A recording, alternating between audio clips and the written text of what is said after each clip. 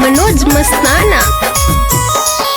गे होलिया में डोलिया छौड़ी चढ़ी चली जैनी हमर पिचकरिया के रोबई। होलिया में डोलिया छौड़ी चढ़ी चली जैनी हमर पिचकरिया के रोबई। लाभारावा गे अब भतर से लगबई। लाभारावा गे अब पियावा से रंगबई। गे होलिया में डोलिया छौड़ी चढ़ी चली जैनी हमर पिचकरिया के रोबई। होलिया में डोलिया छौड़ी चढ़ी चली जैनी हमर पिचकरिया के रोबई। लाभारावा गे अब भतर से लगबई। लाभारावा गे अब पियावा से रंगबई।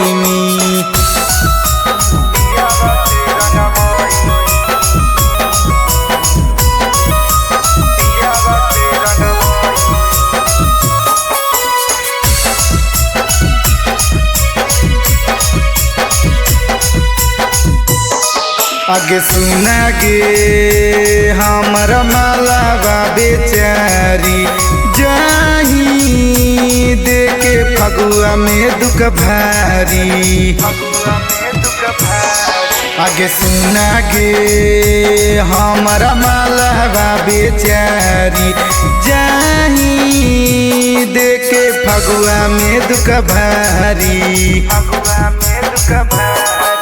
गे हमारे छोड़ के जाइनी एक दिन हमारे लापतैनी कहियो हमरा नहीं भूलाई।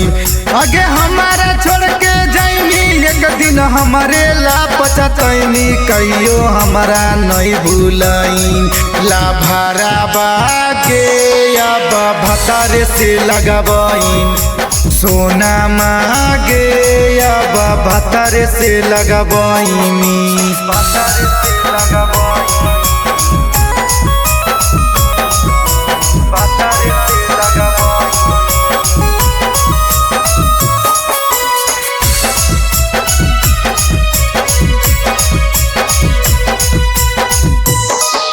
गे सोनामा सुना करी हागे फोनामा ई ना की जाके हो जाई हा सपनामा।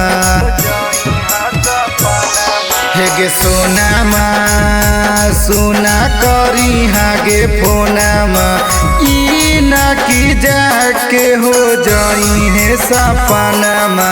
गे राइटर सुजीत के पैनी गणेश के भूलैनी अजैला होली में तर सजाइन। गे राइटर सुजीत के पैनी गणेश के भूलैनी अजैला होली में तर सजाइन। लाभारावा गे अब भतर से डलबई। सोना मागे अब भतर से डलबई।